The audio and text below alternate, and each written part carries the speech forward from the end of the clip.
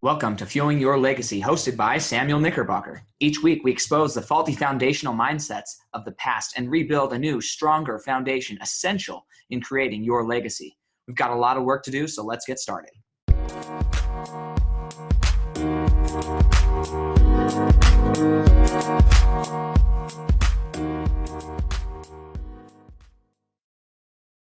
Welcome back to Fuel Your Legacy. Today we have just an incredible guest that found me, actually. So it's always fun to see who's watching you and who wants to be on your show. So I'm grateful for you, Matthew, for choosing to be here. But his name's Matthew Newman, and he has written books. He's a best-selling author, inspirational, motivational speaker, cancer survivor. We're going to get a lot into that. And then he's actually a senior VP wholesaler at Transamerica. So kind of exciting because Transamerica is one of the companies that I represent and work with in different capacities. And so it's fun to be able to hear different aspects of the business and how it's blessed more people's lives, because he has a little bit different optic on that than I do all the time. So I'm grateful for that. But Matthew, go ahead and just give us an introduction to who you are, your story, and don't be scared of going long. I want to make sure that people hear this and get a feel for why you are where you are and what you're passionate about today. Yeah, and thank you very much for having me as well, too. It's interesting. You learn the greatest lessons in life at the most difficult of times.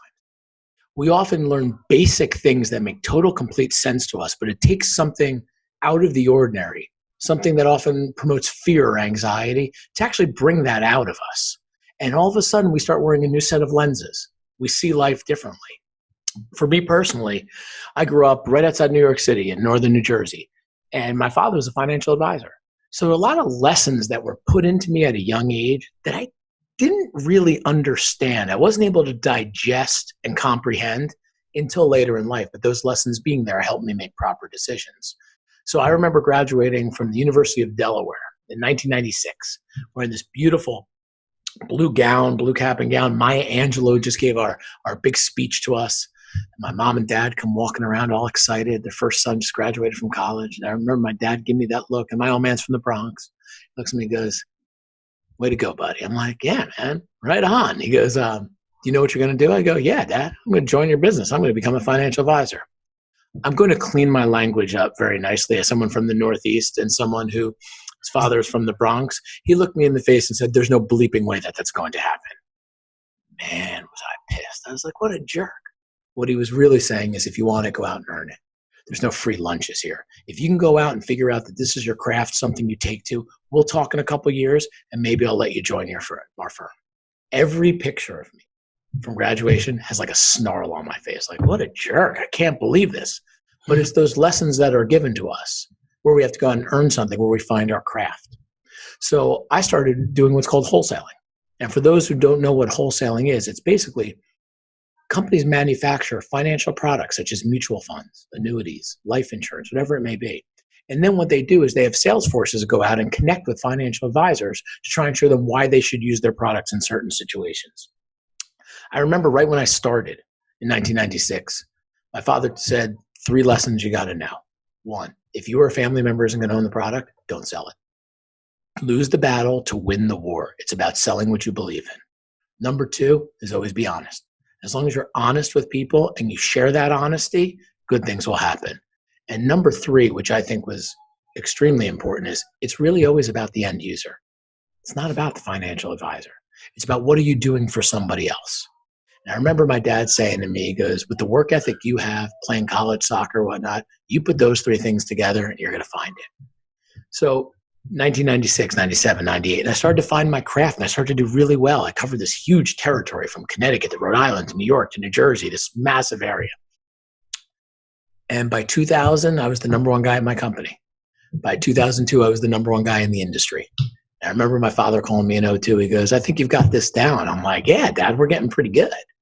He goes, "I think we should talk about you joining my firm." I said, "You can't afford me any longer, Dad. That ain't going to happen." And I found my craft. I found my belief. And I ended up moving down to Philadelphia. And I'm a Giants fan, North Jersey guy.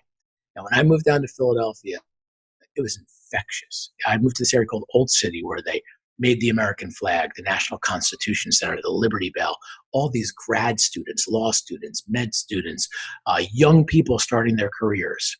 I might have been the guy from North Jersey, but I would tell you within 1 week of being in Philadelphia, I never left. That was home. I could tell it. That's where I wanted to be. And I began my career. And like I mentioned, my career was going extremely well. And I was enjoying, doing everything I was doing, being on the road. I remember telling my mom at 30 years old, be like, I'm the guy. I'm never getting married. I got the greatest job in life in the world. And about 6 weeks later, I met the person that I was going to get married to, just like happens all the time. Exactly. And what happened is I started to build my family. And my wife, at that time, her name was Rebecca. We moved in together in Philadelphia. And about 2007, 6 weeks before my first son was born, we did what every couple that does it often lives in the city. It's time to move to the suburbs now. You're going to have a family. So we moved to an area called Bucks County. Bucks County is right on the Delaware River. It's beautiful. All covered bridges. The name of the town I live in is called Washington Crossing. I literally live where he crossed the Delaware. It's this gorgeous scenic area of horse farms and very rural, but you're in Philly in 30 minutes and you're in Manhattan in an hour. So it's that perfect area to be in. And right before my first son was born, in September of 2007, I remember my dad saying, what do you say to people every day? The job of the financial advisor is to be there when things are bad. Our job is to give people good news when they need it the most. Our job is to have a plan in advance of the negative to give some type of relief and allow people to tackle what's in front of them. Mm-hmm. My dad said, you doing that? I go, Dad, I do everything I say. He goes, did you do your will? Did you do your life insurance planning? Did you do all the necessary things of everything that you're talking about? And I was like, Dad, beast mode, man. I just ran a Tough Mudder. I do this, very into fitness, very into eating healthy. He looked at me and goes, so are you doing what you say? And I shook my head and I went and did all my estate planning the next week. Everything. And you hear this thing, estate planning, you need money. No, you don't. You can go on LegalZoom for $19 on some of the stuff. Basic things. There's names I can give you like Aretha Franklin, Tony Soprano, that if they would have made 2 signatures, they would have saved multiple millions of dollars to their family. People want what they can't get. Most people want life insurance after they get sick. They want long-term care when they're going into a home. They want a financial plan when they lose 30% and go, how could you snap your fingers, Sam, and make this thing go away right now? And he said, do you do everything you say? And I did. I went out and did all of it. I didn't think I needed to do all of it, but it wasn't the point. Mm-hmm. The point was I was taking on a new responsibility of being a parent. I needed to practice everything that I preached. So my first son is born. About 9 months after our wedding, I'll let you do the math on that one right there. Yep. A year and a half later, my next son is born.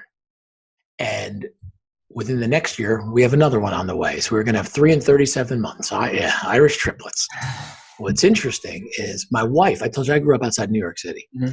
My wife's from an area called Minersville, Pennsylvania. She's from a very, very different area. It's the old mining country. Unfortunately, all the mines have closed down.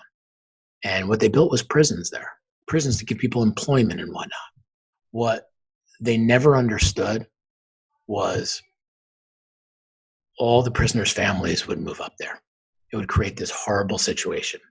Huh. So mining country, Pennsylvania has turned into, a very difficult place to be. You either leave and go to college and never come back, or you generally stay and, you just kind of deal with what you got to deal with. So my father-in-law and my mother-in-law to be were very different from me. I told you I grew up north. I'm a Jewish guy from outside the city.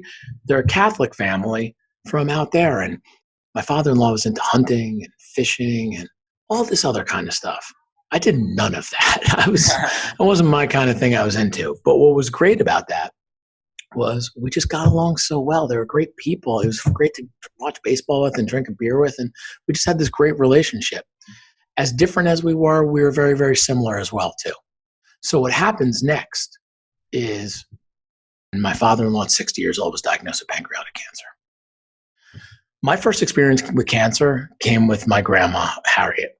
My grandma, Harriet, I wish I was old enough to really understand this and really be there and appreciate the life. I was 15 years old. One day she was Grandma Harriet. The next day, she was wearing a cancer turban. And the next day, she was gone. What I do remember was the devastation of what it did to my mother. My mom used to talk to my grandmother every single day.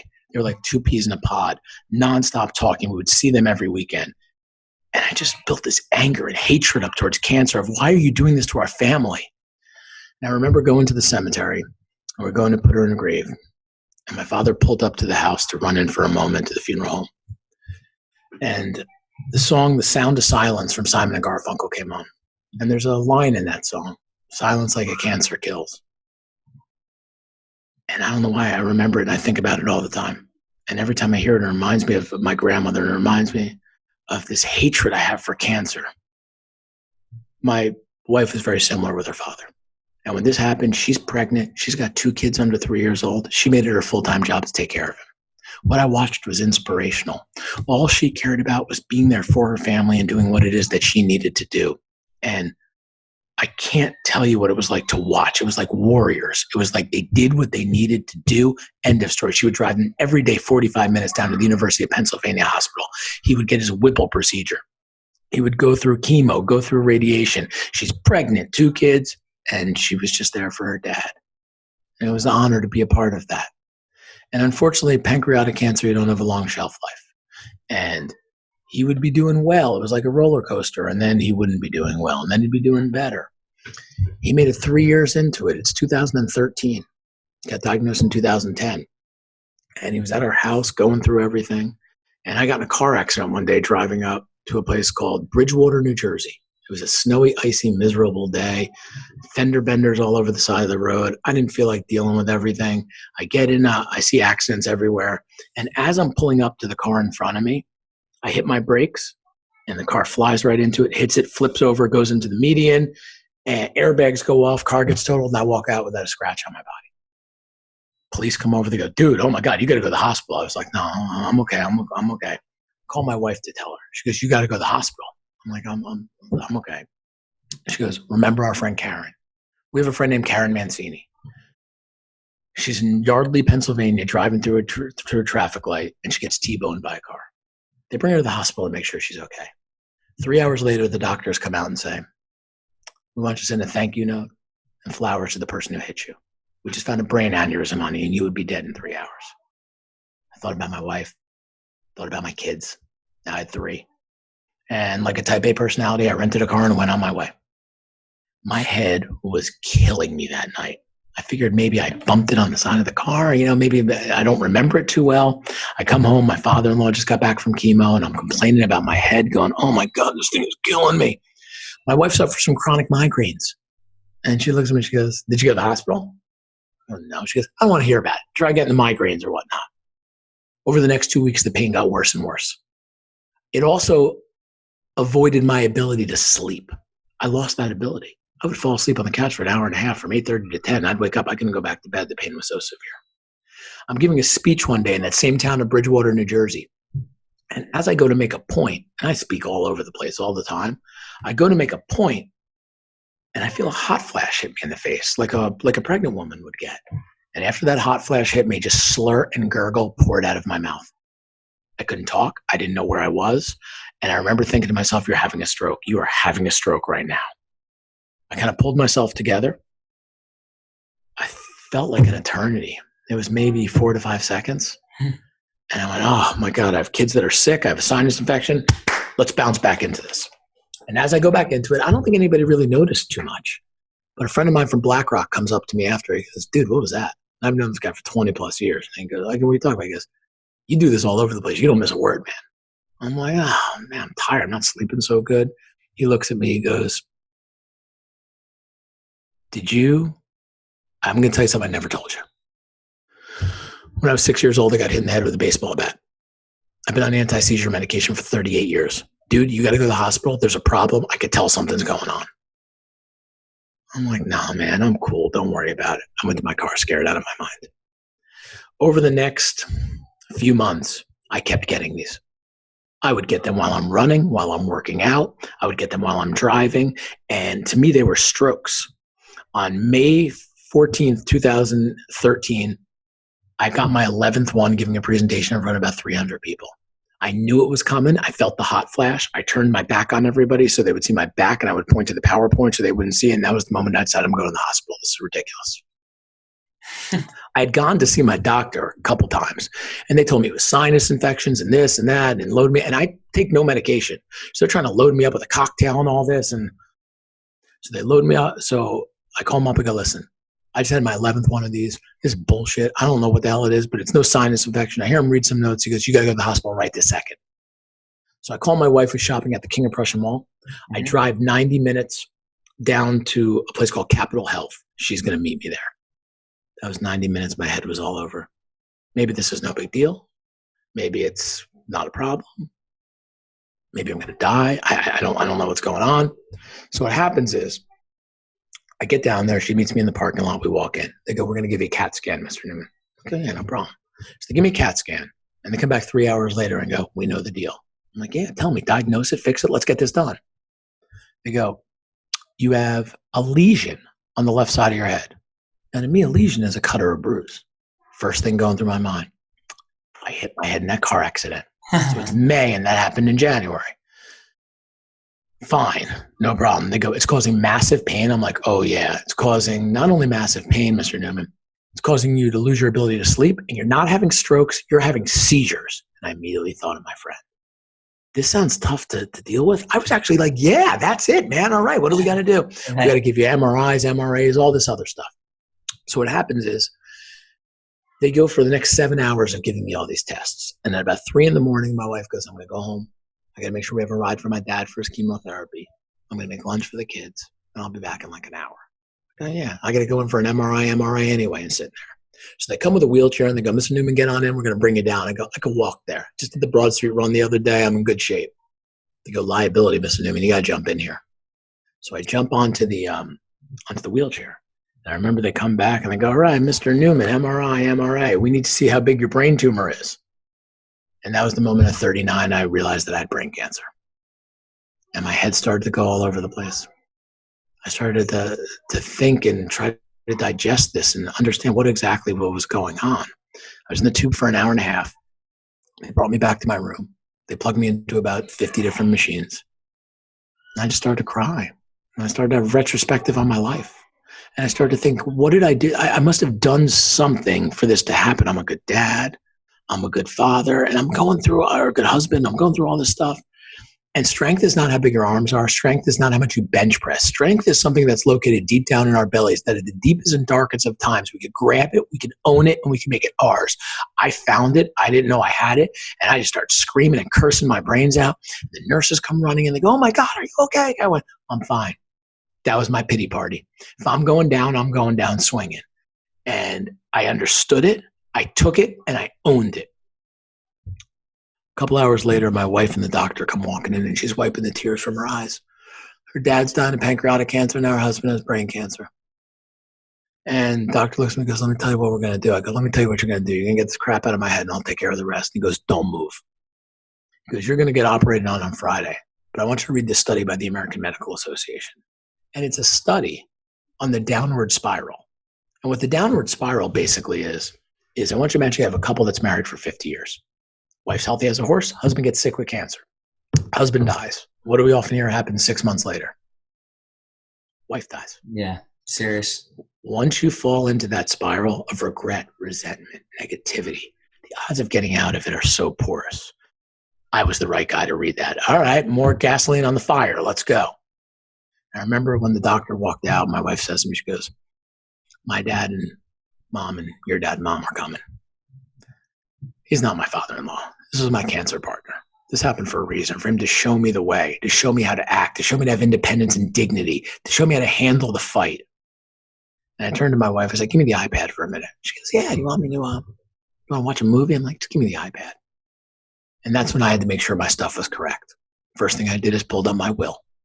The only one not on my will was my youngest daughter. But for those of us that truly understand financial planning, she didn't have to be on the will. Everything was going to funnel through my wife. It was an irrelevancy. Mm-hmm. I pulled up my 529 plans, college funding, pulled up all my life insurance. And at that moment, I'll never forget remembering that every speech I ever gave was actually about me. I was the shoemaker's kid's hat shoes. Everything we talked about planning. People want what they can't get. Check, check, check. Now my focus is on this battle. I didn't have to worry about the regret, worry about the resentment. That was taken care of. And I remember my dad walking in and giving me a look like, how you doing? I saw the fear in his eyes. I saw the anxiety. You tell someone your son has brain cancer, and most people, you're going to die. That's the way it works. Mm-hmm. I said, Dad, come here. And I pulled out that iPad and I showed him everything. I took that iPad when we were done. And I threw it on the bed. I said, Dad, there's only one thing on my mind. He goes, what? I go, getting better. And for the first time in my life, I saw my dad cry because you're going to beat this. I said, I know I'm going to beat it. And he said, these are the messages you're going to share. That planning and preparation, this is what they do. This is what we speak on. I said, I'm right there with you, Dad. So I go through all this. That's Tuesday. Friday, I get a craniotomy. They cut half my head off. They pull my jaw out. They take my tumor out. I won't know the results of that biopsy until about 10 days later. They bring me into the ICU after surgery, and I'm probably going to be in the hospital for about a week. We hear about health and wealth and fitness and whatnot that goes along. Something I'm very, very into. I went on Friday I had my surgery. I went home on Sunday. And I attribute that 100% to being in shape. And I remember when we left, they wheeled me out in a wheelchair and my wife picked me up in the same car that I drove there in 6 days earlier. I got in the car, and we always hear home is where the heart is. We pull onto my driveway, and there's a door that you can get in from the driveway to go right into the house.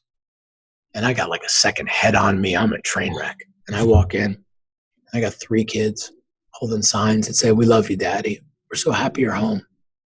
And I started to realize I was looking through different lenses. I was appreciating the moment. I was appreciating the now. This second, this was mine. I don't know what's going to happen tomorrow. What happened yesterday doesn't matter. This is mine right now. And I was seeing life differently, and I was seeing it better. I just started to cry. I started to be so happy I was there. I went upstairs to my room. I passed out for 13 hours. On day 5 that I was home, my son was having his 5-year-old Father's Day picnic at school. And I can't drive. I can't do anything. And my wife's like, "You don't have to go to this." I go, "There's nothing in the world that will prevent me from going." So that morning I jumped in the car with her. And we go to take my kids to school.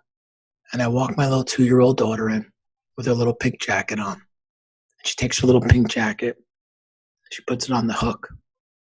She looks at me and she goes, "Thank you for taking me, Dad."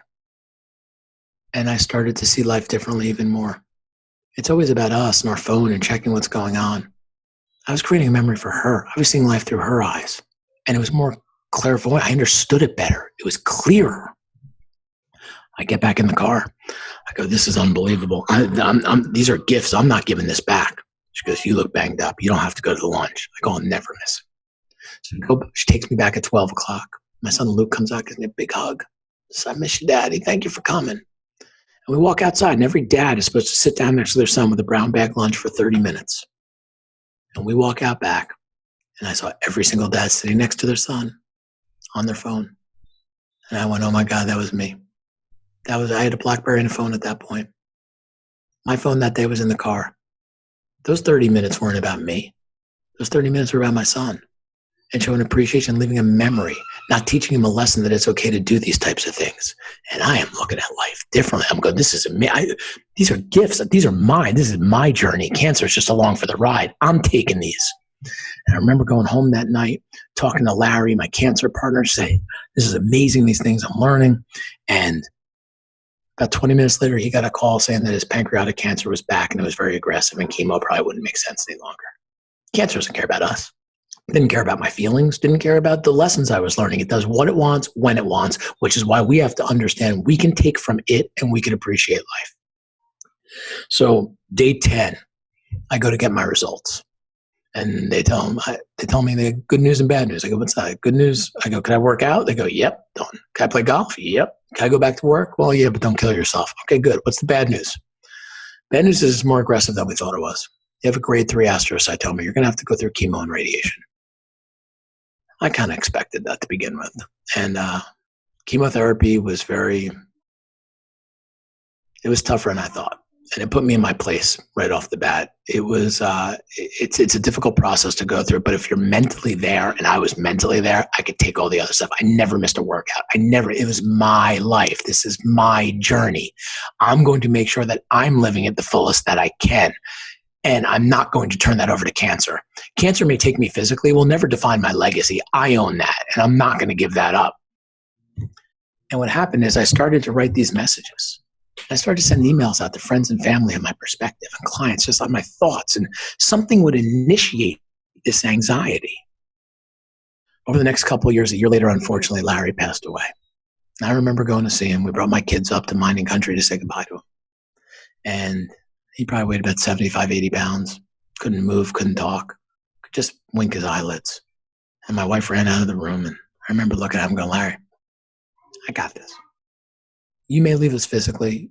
You'll never leave us spiritually. But you don't need to be like this. I will take care of this. About 2 hours later, he passed. I know he was waiting to say goodbye to me, waiting to say goodbye to his cancer partner, to do a handoff that we went through. So I kept writing more of these messages. Every 3 months, I would go for an MRI. I had to get these tests to see how I was doing, see if the cancer is going to grow back, because Mr. Newman is most likely going to grow back. Great. Well, I'm not going to let that happen. And the way I dealt with my anxiety is I would write. So I would send these messages out, and I was never on social media. And I would get these all day. Hey, Matt, could you put my brother on this? They went through this person, that. And I realized cancer affects every family in some way or another. Everyone has some experience with it. 4 years into it, in 2017, I had 20,000 people that I was emailing. I was doing this for me. It made me feel better. It was my catharsis to take that deep-rooted anxiety that I was pushing all the way down into my stomach and find an outlet for it. I started to write a book. I thought I would write a book because it made me feel better and it would be a cathartic way to do it. And on March 23rd, 2018, the book came out. And I remember calling my mom. I said, hey, Mom, the book comes out today. She goes, you know nobody's going to buy it, right? I go, oh, God, no. Who cares about my story in any way whatsoever? And she goes, but you're going to put 3 copies in your safe. And that way, when your kids get old enough, they'll be able to read what really happened. I go, yeah. 1 week later, we were #1 in Amazon in a variety of different topics, and we started to take off. I started to do interviews with ESPN, financials all over the place. I started to get asked to speak. And what I realized is people are looking for honesty and pureness. They're looking for realness. They're not looking for someone to sell them life insurance. They're looking for someone to solve an issue, to make sure that at the deepest and darkest of times, there's one less thing to worry about, and that your legacy is yours, that you own. And what I started to have a better understanding was that people buy people. They buy people they connect with, people that they feel that they're on the same point with. And the more that we go through that, the more we can expand businesses and give good news to people when they need it the most. And I never expected that. And the interesting part of the story is, and there's a lot of good stuff I'm leaving out in here as well, too, some crazy stuff for time, is that the part that's very hard to get over is that people are attracted to honesty. People are attracted to purity. And once we understand that, we understand that people buy people. They don't buy products. If we sell products, we live and die by the products.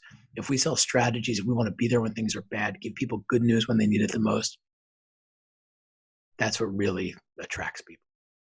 Yeah, I completely agree. I love it. Thank you so much for sharing more detail into the story. My story is different by design, right? Somebody or whatever happened in my life was different. But I never thought cancer would affect me. I always thought, you know what, it's somebody else's problem, or it's hard for somebody else to go through. I've had family friends who have had it and have died from it or healed from it, right? And I didn't really get serious about what I do from a perspective of exactly that, making sure that in the worst of times, somebody can actually focus on what they need to focus on and have that confidence until October, I think it was Halloween, October 31st, 2016, when I found out my little sister had chronic myeloid leukemia. And that's when it got real, because at that point I had already been working in the financial industry for, 2 years, about 2 years, a year and a half, 2 years almost. And there's a lot of people in my family who I just like, you know what, they're okay. I mean, my sister, she was 18 years old, brand newly married, peak of her physical fitness, in the military. Like I was like, she's taking care of it. I'm not going to be that pushy person who tries to share what I'm passionate about or what I'm doing with everybody. And that all changed when it hit closer to home. And I was like, wait, this is like way bigger than just helping somebody financially. This is helping them have the money, the confidence. It's giving them the opportunity to live life on their own terms. And there's a lot of people who don't have that opportunity. And it's just cool to hear from the survivors for you, but also, and I have other people who come on and they're the survivors of the spouse that died. but because their spouse really was prepared like you are, then they have something that a lot of people don't have. It's interesting. To me, it's not about life insurance or estate planning. It's about basics. There's no football team that's going to go into a game without spending the entire week planning and preparing. And that's one of the things I believe the U.S. education system is completely flawed on. We allow people to go into the real world. We educate them. Sometimes they go to college. Sometimes they go to graduate school. They get majors. They get all these other things that they specialize in. But we teach them nothing about employee benefits. We teach them nothing about the basics of financial planning. As you accumulate wealth, you should go get an advisor, get an expert, just like you get a mechanic, just like you get a doctor, something along those lines. But to give no education on this, and then people get put in a bad spot, and they were ill-advised or lack of advised in any way on what to do, you're creating this horrible culture where someone could choose not to do it rather than not know they can do it. And that's an issue I think needs to be fixed very, very quickly. Yeah, absolutely. And that's one of the things that I love about the firm that I'm with, World Financial Group, because it allows us to do that without a lot of like concern for the income side of things. But really, the whole mission of the company is to get into every home and just help people become educated.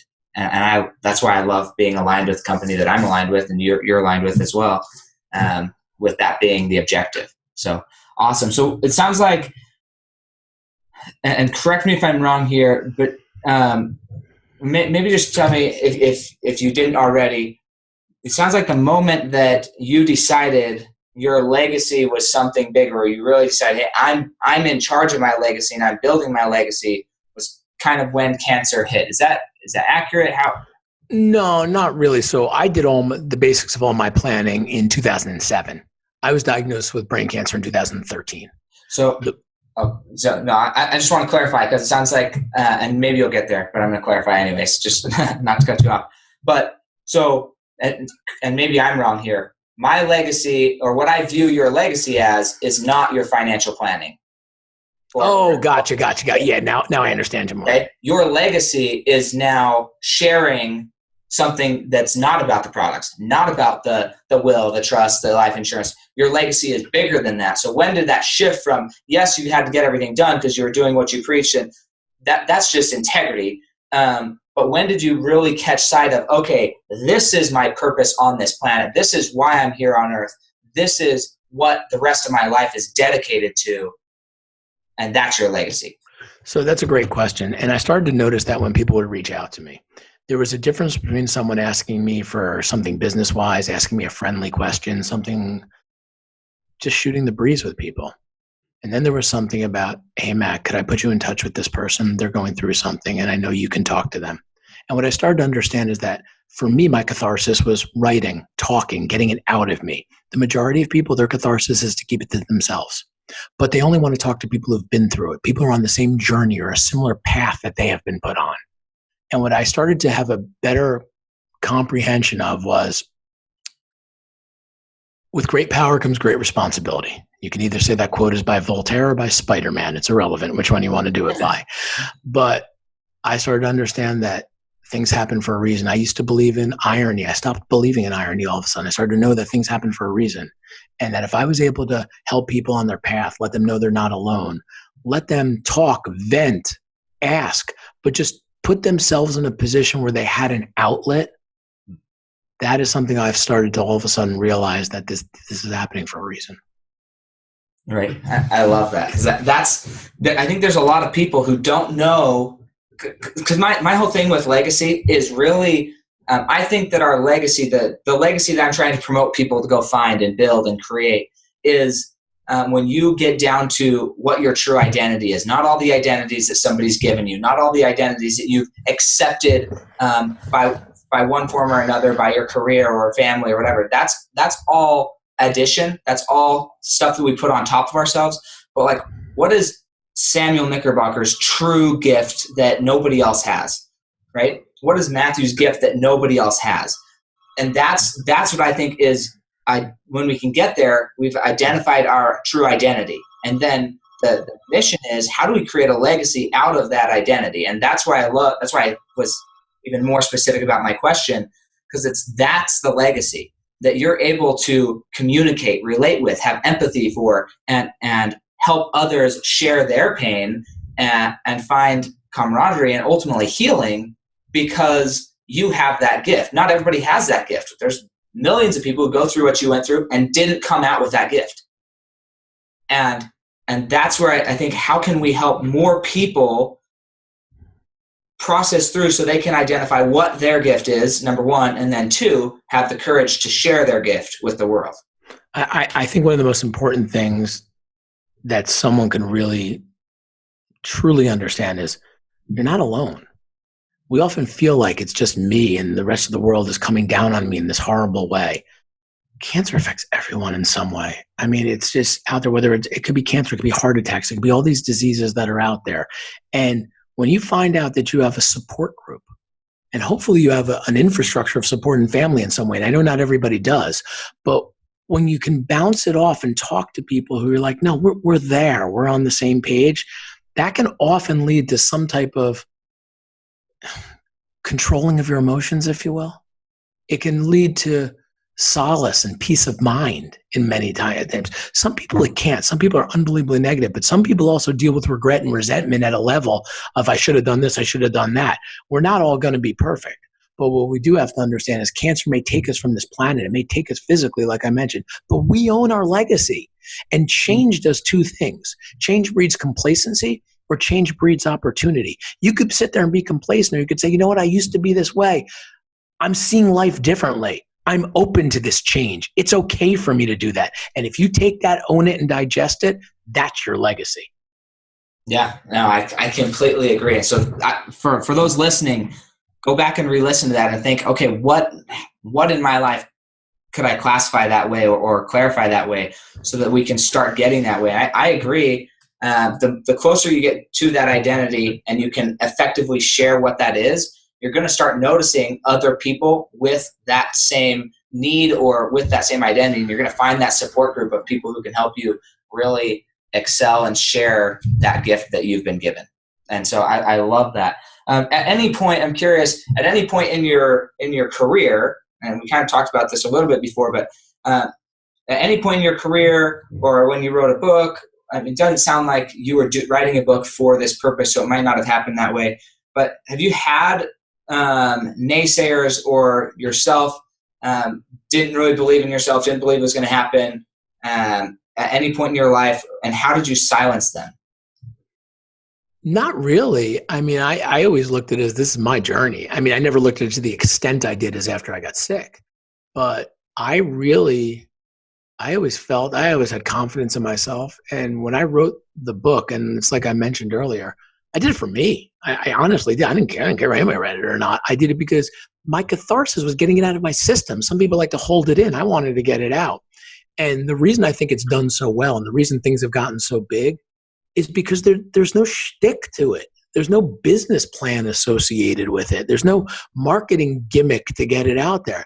It's my story. And if someone likes it, they like it. If they don't, they don't. I haven't run into any negativity through it, but as far as I'm concerned, take what you want from it. And one of the things I point is I get a lot of people that will call me up and they'll say, Matt, it's an amazing book on the reason to do life insurance. It's an amazing book on the reason to do financial planning. It's an amazing book to inspire people that are going through things. I go, that's cool. I'll tell you something if you want to know it. They go, let me explain to you about how songs are written. So did you ever hear that couple, they get married and they go, our wedding song means more to us than you could ever imagine. It's like the artist wrote it for us. It's personal. It means so much to us. And then one day they interview the guy who wrote the music. And they go, tell us about how you wrote it. He goes, yeah, man, I was writing about my dog running in the backyard one day. Everybody's going to interpret things differently. If that's how you interpret it to help you, phenomenal. The reason I think it's done so well, because I just wrote it to share my story and alleviate anxiety and let people know they're not alone. That's it. And any other way it's used, I love it. I think it's great that if it's helping people get through things, whether it's finance, whether it's emotion, whatever it is, phenomenal. But I can honestly tell you, I just sharing my story because it made me feel better. Awesome. I love it. So I'm going to share something here because I think this story, sometimes every once in a while, Disney actually does something right, or Disney or Pixar, whoever created Cars. But I love this when sometimes we get people on the show, most of the time people have experienced naysayers. Occasionally we have people like yourself who would say they've never had any naysayers. They've just always been that confident person. They've known what they were doing. They were living life intentional. And that's phenomenal, and I love to hear that. There's a part in Cars movie 3, I think it's Cars 3, when Lightning McQueen's talking to his trainer, and his trainer has been idolizing Lightning McQueen, and he's as the racer, and she always wanted to be a racer, but just never landed in the right position, so she landed as a trainer. And they were having some argument, and there's a line that said, well, she asks him, didn't you ever have self-doubt, or didn't you ever, like, why are you so good? He says, I just never believed that I couldn't win. I never believed that I couldn't be a racer. Now, at that point, and for those of you listening who maybe do have naysayers, maybe do have a lot of self-doubt, at that point in the show, you might be thinking, crap, that's why I'm a loser, because only the winners never doubt themselves. The key to this whole show, in my opinion, like the culmination of the show, is at the end of the movie when Lightning McQueen recognizes that he actually is not cut out for the race anymore. He becomes the guide. He becomes a trainer, much like Matthew. And he gets I forget Sally, I don't know her name. Anyways, gets the other car to go out and race and to believe in herself that she can, right? Just because you have some doubt, just because you have some naysayers up until the point where you succeed, doesn't mean that it's wrong for you to be successful and that you weren't meant to succeed. It just means you guys were built differently, but it's not bad or wrong that you do experience naysayers or that you have naysayers. I want to make that point clear, because I love it when I hear people who don't, but that hasn't been my experience entirely. I've trained myself to where a lot of that is how I feel now, but it wasn't that way when I started out. And some people, it is that way for them. Like from 2 years old, they just never have doubted themselves ever, which is awesome. I love it. I feel the same.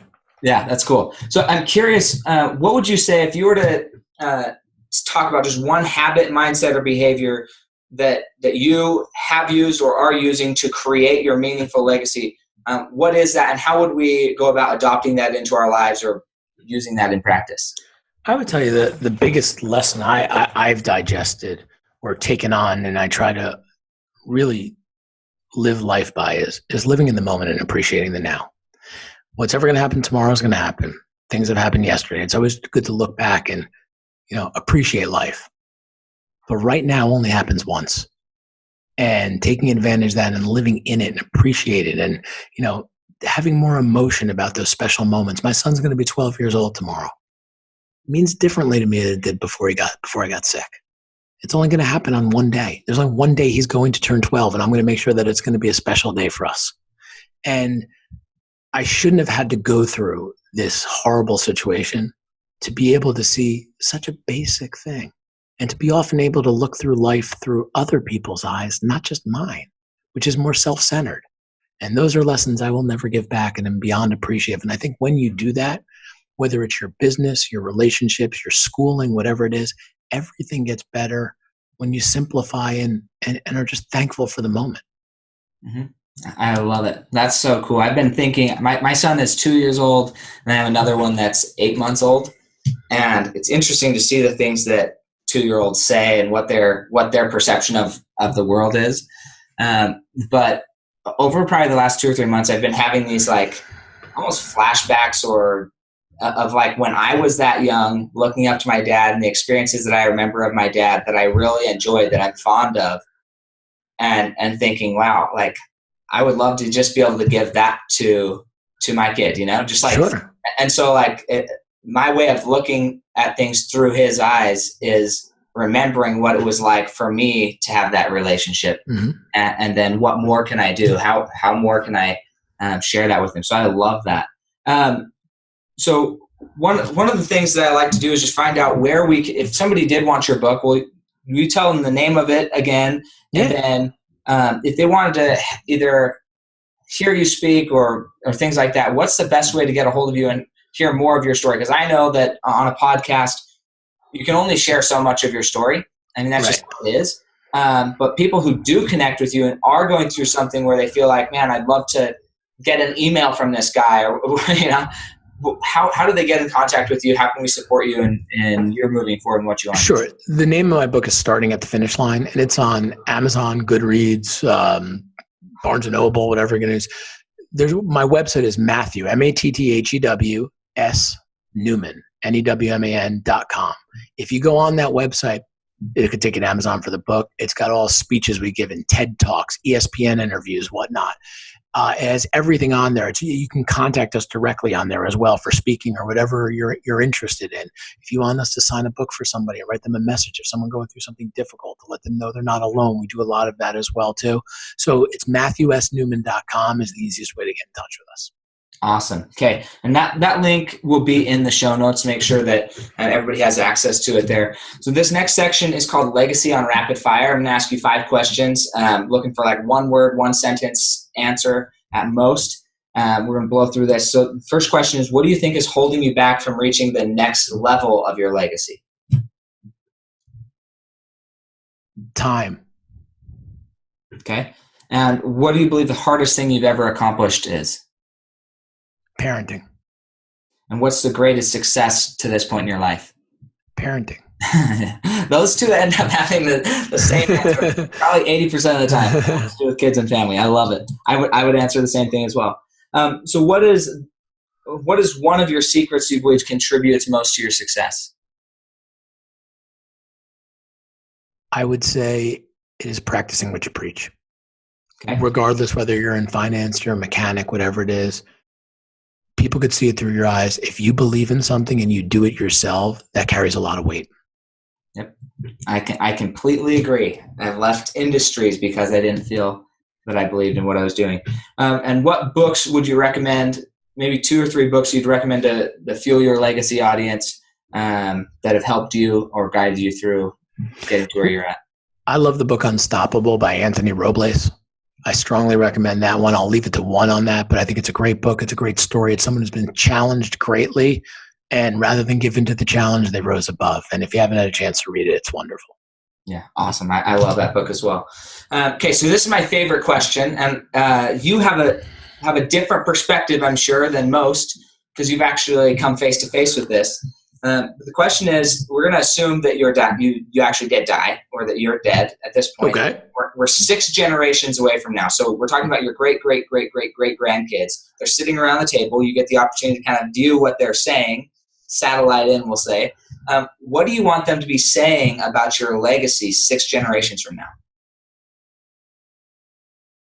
That's a great question.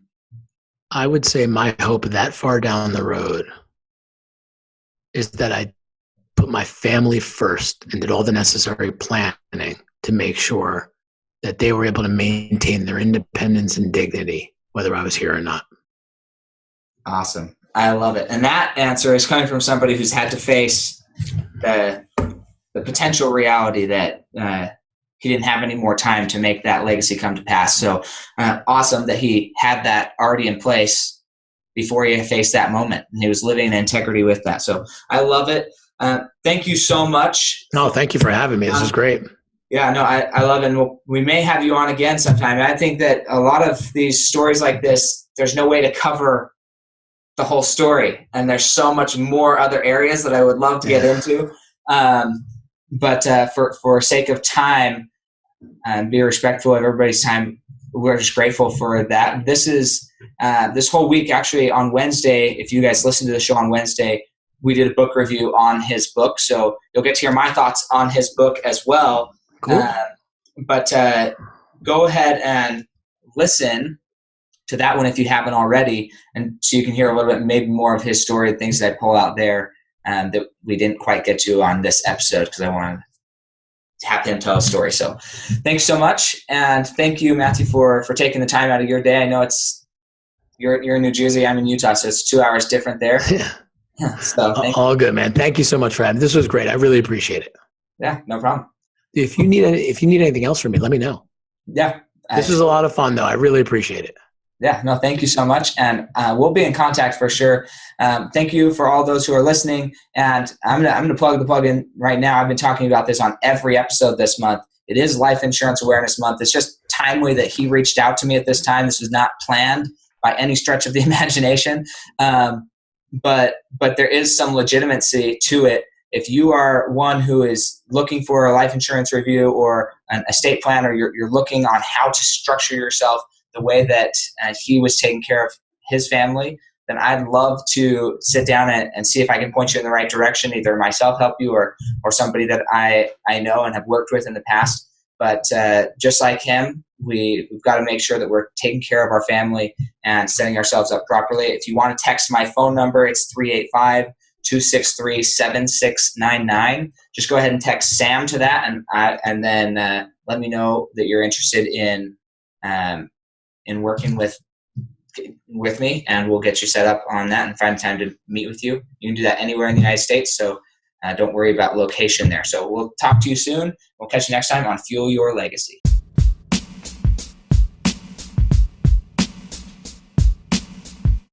Thanks for joining us today. If what you heard resonated with you, please like, comment, and share on social media. Tag me so I can give you a shout out on the next episode. And thanks to all those who have left a review. It helps spread the message of what it really takes to build a legacy that lasts. Catch you next time on Fueling Your Legacy.